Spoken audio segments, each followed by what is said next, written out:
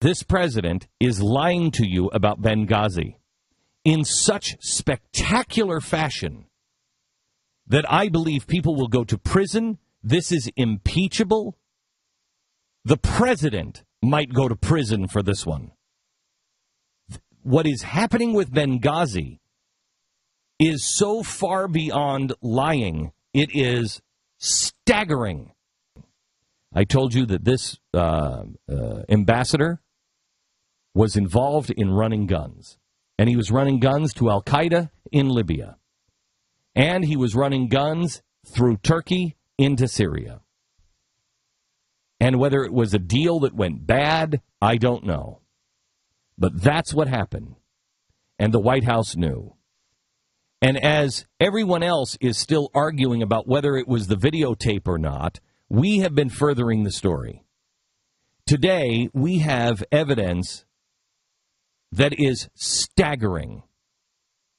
We now have a memo posted from the Blaze. We now have a memo to the White House 2 hours after the attacks began.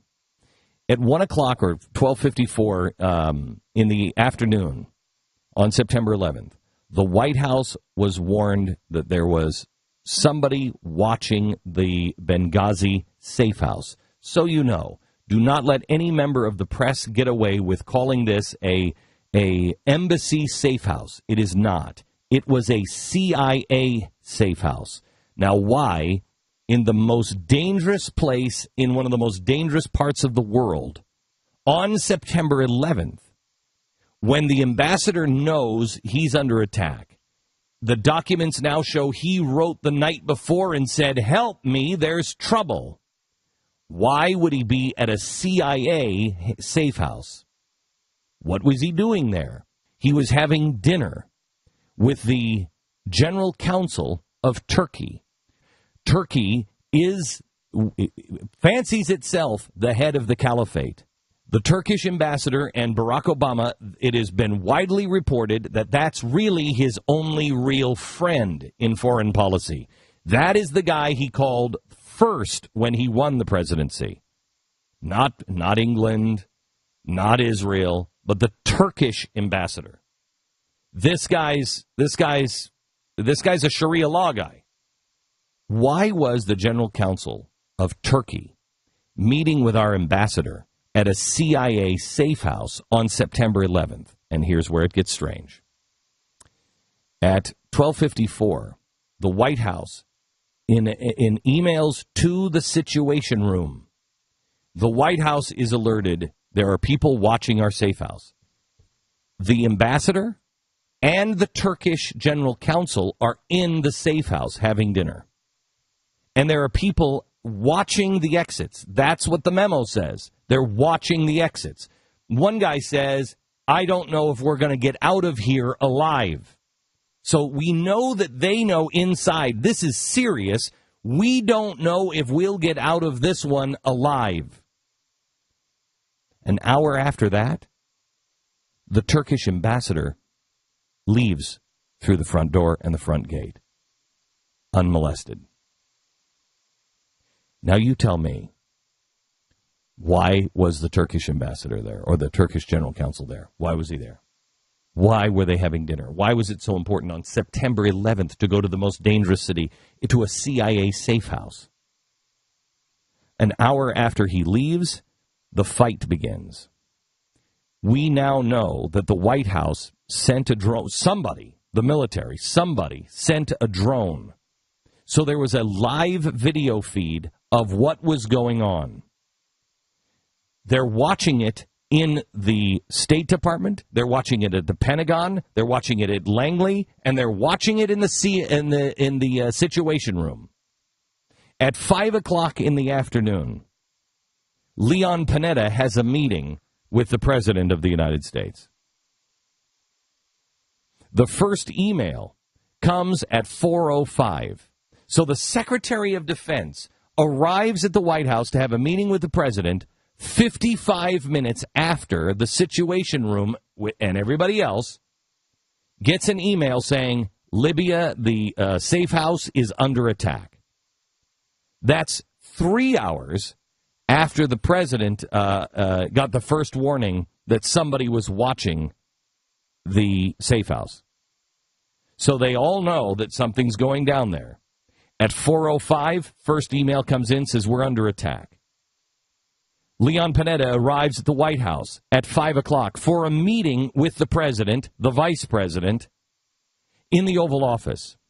Now, how they can have a drone, the Secretary of Defense, and an ambassador under attack and not say, hey, what do you say we catch the 505 elevator downstairs to the Situation Room and watch what's going on? Let's get briefed in the Situation Room and find out what's going on. They have all of the information there. 4:54 Washington time. There's another report to the Situation Room. The embassy in Tripoli has reported that firing at the U.S. diplomatic mission in Benghazi has stopped and the compound had been cleared. Said the response team was at the site attempting to locate missing personnel. At 6:07 that night, to the Situation Room, attack update number 2. Ansar al-Sharia claims responsibility for the Benghazi attack. Ansar al-Sharia is the group that we were dealing with in Libya, giving them guns.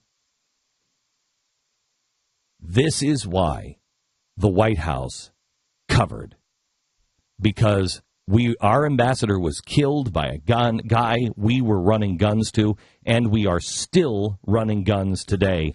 Russia today is verifying that U.S. Stinger missiles are in the hands of the Syrian rebels. The Syrian rebels, which are connected to Al-Qaeda and the Muslim Brotherhood. We also have a report now from the New York Times that we are using the Muslim Brotherhood to arm the rebels in Syria. This president is on the wrong side. It is so crystal clear. You can, at this point, you can begin to make a case for treason. But let's just take it one step at a time. The President of the United States of America, the Secretary of Defense, the Secretary of State have all lied to you. They have lied to you and said, this might be a video. We don't have all the information. The information is still sketchy. It's confusing. No, we now have the documents. We now have the documents that came into the Situation Room saying there's an attack, they're watching. Then we have the documents that we have a live video feed in the Situation Room so they could see that there was no protest. Then there are the documents, and there's now 13. With this new one, there's now 13 different documents saying it's a terrorist attack, and here's the group that's doing it. And they lied to you. Why would they lie to you? Why would they do that? You need to hear. Who was on protective detail? This is so important. Who were the guys that were standing next to the ambassador? Who were they? What were they doing in the area of Benghazi? Why did they spontaneous crowds have RPGs and laser-accurate mortar fire? That doesn't make sense. Are you walking down the street and you're like, hey, what are you going to do tonight? I don't know, but I brought my RPG. Why was the most important person there, the ambassador, left for dead while everybody else made it out? Who is this ambassador? He travels with 2 or 3 security people. We were told first that they were Marines. Now we find out that they're Navy SEALs. But when we did our investigation into one of them, we found an interview that one of them gave just before his death. And he said he was, quote, on an intelligence mission, do we have this? On an intelligence mission to round up dangerous weapons in the war-torn nation. Okay, protective details, that's not what they do. They don't go looking for shoulder-fired surface-to-air missiles. They don't go in and try to find Libyan extremists. They don't do that. They are to protect the ambassador. Who does that is a former Navy SEAL who's now on a CIA mission. Now, this isn't stated in that interview, but it can clearly be inferred that they are rounding up any old weapons, not any old weapons that we provided. Remember, it was just last year that the Obama administration declared it would help the rebel forces in Libya, and somebody brokered a deal in Benghazi to give them the weapons. Obama himself was considering supplying them with weapons. Here he is. Are you ruling out U.S. military hardware assistance? I'm not ruling it out, but I'm also not ruling it in. We're still making an assessment. They ruled it in. Obama ended up giving Libyan rebels aid, $25 million in aid, but of course it came with a strict, hey, don't go buying bad weapons with this, guys. It's just for food. I'm sure it has a sticky note on it. We've reported before that the Libyan rebels, we took them seriously. The White House didn't, and I remember saying for a long time, we are arming al-Qaeda. It wasn't long after that that reports surfaced that we may be on the same side as al-Qaeda, who wanted to get rid of Gaddafi just as badly, apparently, as we did. The Libyan rebel leader said that he had many members of al-Qaeda fighting on the front lines with him. We reported this to you.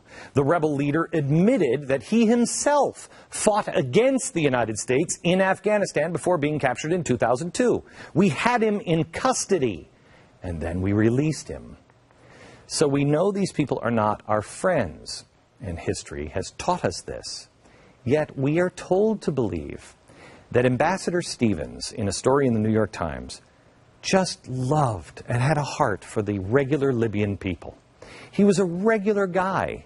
You know, okay, at times, according to the story, he snuck into war-torn countries on cargo ships in the middle of the night, you know. And he also goes into really bad areas at night, riding around in non-armored cars with CIA agents. Oh, and he was a teacher in the mountains of Morocco who traveled around, you know, Europe an awful lot. Boy, that sure sounds like your average pencil pusher diplomat, doesn't it? CIA is what it sounds like to me. And the security guys. Well, let me say that I have a couple of guys on my detail that have worked for the State Department before. And when I said, hey, did you guys, what about the finding weapons and stuff? They thought I was crazy. They said, that's not what you do if you're on a security detail. Yeah.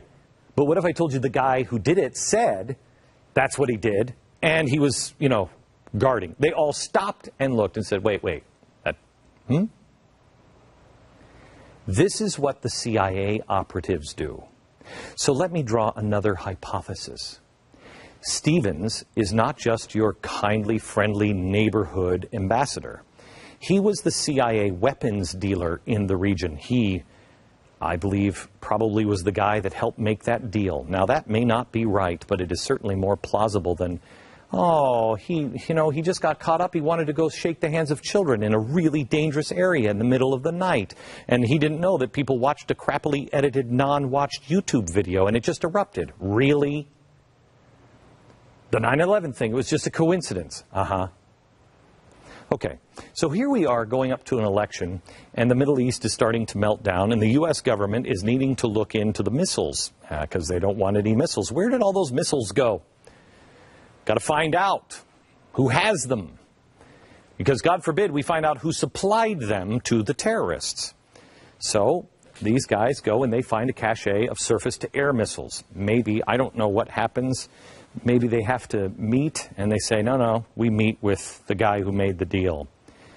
These are the same missiles that we would supply during the revolution to take out the aircraft of Gaddafi. The agents are forced to call in the ambassador, our CIA weapons dealer, and he flies in on short notice. He gets into an unmarked, unarmored car to not draw attention, and he goes to meet with them. Somehow or another, the meeting or something along the way goes south, and they have to take him to the closest safe house, which ends up being a poorly secured consulate building that is brand new with bars on the window. It's nothing more than a rental house. This is when Sean Smith sends out the message. He doesn't call the White House or the State Department because he's not a State Department guy. He has to send a message. So what does he do? He then goes online to the gaming community. And he goes online to a gaming website, and he says, people are surrounding us and taking pictures of the building. We're in a safe house in Benghazi. I hope we get out alive. Now, do you really believe this guy, a Navy SEAL, suddenly has the urge to do some online gaming when people are watching the house and they're in trouble? No. CIA. Message, get us out of here. Everyone is reporting that Sean Smith posted this. His warning makes it painfully obvious that attacks were planned, not to mention the powerful and precise nature of the attacks. So, which scenario do you think is more plausible? That a YouTube video with only 40,000 views, which was much lower than that. That 40,000 views, that's after the attack on 9/11. That caused this spontaneous attack? Or the bad guys in Benghazi followed the ambassador in, were going to kill him and the CIA agents, and then to draw them out, they watched the exits and waited, and then called their other buddies and say, go do a protest. Got to smoke them out, as George Bush used to say. No, it's much more likely than a spontaneous ragtag protesters pulling off a high-level power assault.